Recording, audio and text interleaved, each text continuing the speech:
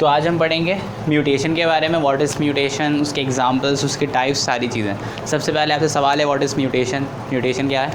Any change in genetic material. Any change in genetic material. तो बहुत simple सी बात है जो कि वाकई में याद रखने वाली बात है, लेकिन आपकी बुक में एक और डेफिनेशन है और वो है एनी चेंज इन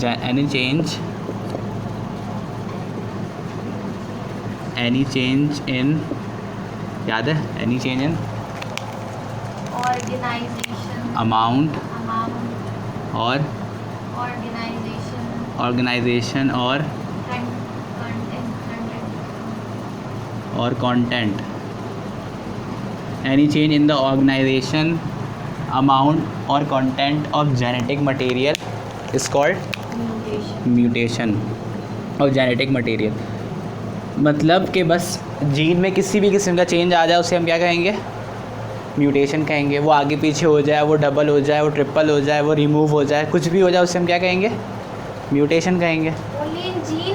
जी, जेनेटिक मटेरियल मैंने कहा, जेनेटिक मटेरियल में पूरा क्रोमोसोम आता है, सब कुछ, ठीक है। अब जो म्यूटेशन है उसको क्लासिफाई किया गया दो टाइप्स में। कैसे क्लासिफाई किया गया? Gene Mutation. mutation और chromosomal mutation. जीन म्यूटेशन और क्रोमोसोमल म्यूटेशन दो तरह के होते हैं। एक होता है जीन म्यूटेशन और एक होता है क्रोमोसोमल म्यूटेशन। दोनों में डिफरेंस क्या है?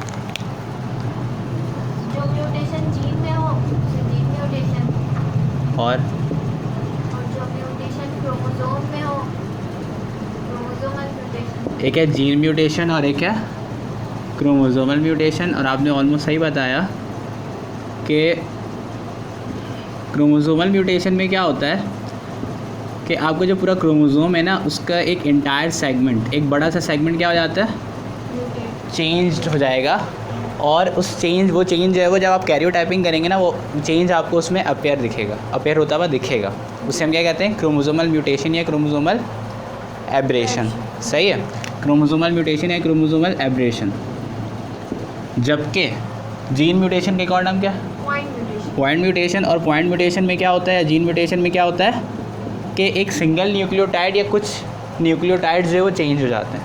कुछ न्यूक्लियोटाइड या एक सिंगल न्यूक्लियोटाइड चेंज हो जाएगा, उसकी वजह से जीन में म्यूटेशन हो जाएगी, ठीक है। उससे हम क्या कहते हैं? जीन म्यूटेशन या पॉइंट म्यूटेशन। अब जीन म्यूटेशन की भी डिफरेंट टाइप्स हैं और क्रोमोसोमल म्यूटेशन के भी डिफरेंट टाइप्स हैं। जीन म्यूटेशन के कितने टाइप्स होते हैं? 3 टाइप्स होते हैं जीन म्यूटेशन के। सबसे पहला टाइप है साइलेंट म्यूटेशन. साइलेंट, और दूसरा कौन सा है? मिससेंस. मिससेंस, और तीसरा? नॉनसेंस. Very good. सबसे पहला है साइलेंट।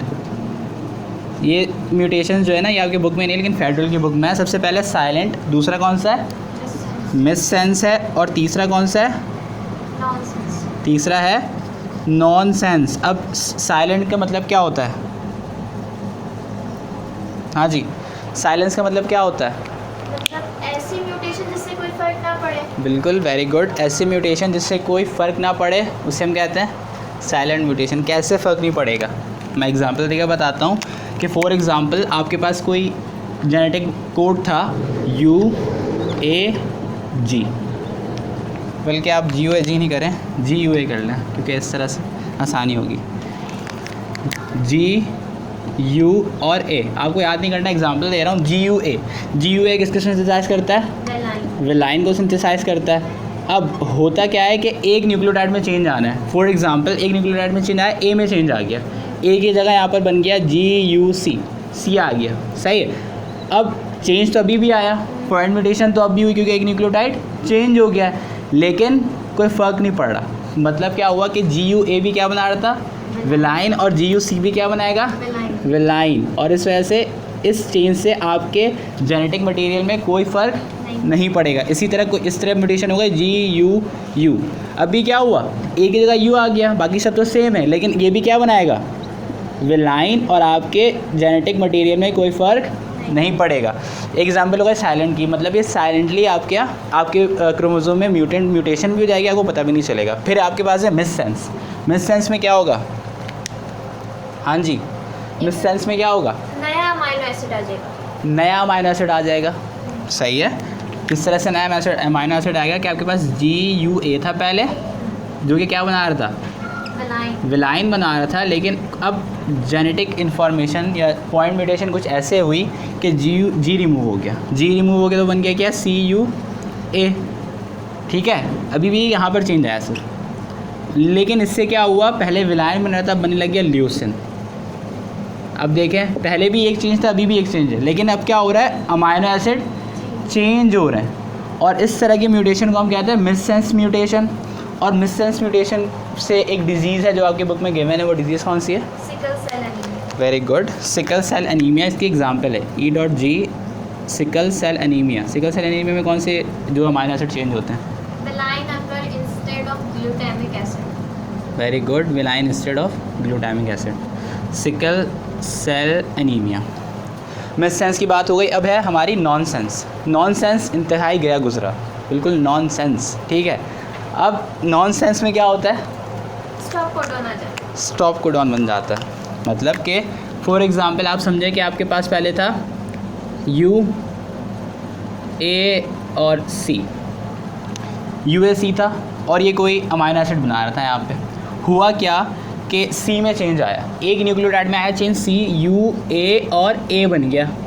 और आपको पता है कि UAA stands for you are annoying, और UAA से क्या हो जाता है, प्रोटीन सिंथेसिस स्टॉप हो जाता है, स्टॉप कोडॉन आ जाता है। ये ऐसे म्यूटेशन जिससे आपका कोड कन्वर्ट हो जाए स्टॉप कोडॉन में और आपकी प्रोटीन सिंथेसिस रुक जाए, उस म्यूटेशन को हम क्या कहते हैं, नॉनसेंस म्यूटेशन। अगर UAC की जगह UAG बन जाता, यू आर गॉन, तब भी ये क्या होता, स्टॉप कोडॉन होता, और इस म्यूटेशन को क्या कहते हैं, नॉनसेंस कहते हैं। Very good. अब यहाँ पर आपने जीन म्यूटेशन या फिर पॉइंट म्यूटेशन को कवर कर लिया। अब हम देखेंगे क्रोमोसोमल म्यूटेशन या क्रोमोसोमल एब्रेशन। क्रोमोसोमल म्यूटेशन सबसे पहले आपके बुक में कौन सी है, डिलीशन। सही है, डिलीशन नाम से ही पता चल रहा है क्या होता है, इसमें क्या होना चाहिए, क्रोमोसोम का पार्ट डिलीट हो जाएगा, क्रोमोसोम का सेगमेंट डिलीट हो जाना चाहिए। फॉर एग्जांपल आपके पास क्रोमोसोम का सेगमेंट था A, B, C, D, E, F, G और H, ये एक सेगमेंट था आपके पास क्रोमोसोम का। सही है, डिलीशन में क्या होगा, वो सेगमेंट डिलीट हो जाएगा। आपका सेगमेंट डिलीट हो गया, कितना डिलीट हो गया, फर्स्ट करें A, B, C, D बचे और E, F, G, H delete हो गया। क्या बचा, सिर्फ A, B, C और D। सेगमेंट डिलीट हुआ, इन्फॉर्मेशन डिलीट हुई, और इस डिलीशन की वजह से कोई ना कोई चेंज आएंगे, आपके बॉडी में कोई डिजीज़ होगी। और आपकी बुक में क्रोमोसोमल एब्रेशन से 2 डिजीज़ बताए गए हैं आपको चैप्टर नंबर 9 में। चैप्टर नंबर 9 में कौन कौन से डिजीज़ हैं, 2, एक सिस्टिक फिब्रोसिस और एक हंटिंगटन डिजीज़, वो भी क्रोमोसोमल एब्रेशन की वजह से होती है। तो डिलीशन की वजह से ही आपके पास कौन सी डिजीज़ होती है, सिस्टिक फिब्रोसिस। आपने याद नहीं करना, सिर्फ एग्जांपल के तौर पे बता रहा हूँ कि सिस्टिक फिब्रोसिस की होती है, डिलीशन की वजह से होती है। सिस डिलीशन हो गई। डिलीशन के बाद दूसरी एग्जांपल कौन सी है, ड्यूप्लीकेशन। ड्यूप्लीकेशन से पता चल रहा है कि यहाँ पर क्या होता है, क्रोमोसोमल सेगमेंट्स डुप्लीकेट होगा, डबल हो जाएंगे। फॉर एग्जांपल आपके बन गया A, B, C, D के बाद क्या आना था, E, F, G, H, लेकिन A, B, C, D दोबारा से रिपीट हो गया, A, B, C, D और इसके बाद आया E, F, G और H, डबल हो गया आपका सेगमेंट। और इस डबल होने की वजह से इन्फॉर्मेशन डबल हो गई, कोई प्रोटीन्स जो है वो डबल हो जाएंगे, क्रोमोसोमल प्रोटीन्स डबल हो जाएंगे, प्रोटीन डिफेक्टिव हो जाएंगे, और कोई ना कोई डिजीज़ होगी। और एक डिजीज़ बच गई, कौन सी, हंटिंगटन डिजीज़। आपकी जो हंटिंगटन डिजीज़ होती है ना, वो डुप्लीकेशन की वजह से होती है। ठीक है, डुप्लीकेशन की वजह से कौन सी डिजीज़ होती है, हंटिंगटन डिजीज़। उसमें क्या होता है, आपका जो ग्लूटामिक एसिड होता है ना, वो रिपीट होने लग जाता है, बहुत सारे ग्लूटामिक एसिड आ जाते हैं। सही है, तो डुप्लीकेशन की वजह से क्या होता है, हंटिंगटन डिजीज़ होती है। सही है, अब उसकी स्पेलिंग बहुत कॉम्प्लिकेटेड है, तो मैं बस HU लिख दे रहा हूँ, आप खुद याद कर लें। आपने ये याद नहीं करना, एग्जाम्पल दे रहा हूँ सिर्फ समझने के लिए जी। और 6 फिंगर्स इन ह्यूमन बीइंग है ना, 6 फिंगर्स ऑफ ह्यूमन बीइंग है ये बुक में। हाँ, हेक्साडिजिट होता है, हेक्साडिजिटेशन भी आपकी जो है वो डुप्लीकेशन की वजह से होती है। बिल्कुल सही कहा आपने, एक नोट्स में था आपके, है ना। हाँ, और डिलीशन हो गई, डुप्लीकेशन हो गई, और डुप्लीकेशन के बाद तीसरा क्या है, कुछ नहीं याद है, ट्रांसलोकेशन।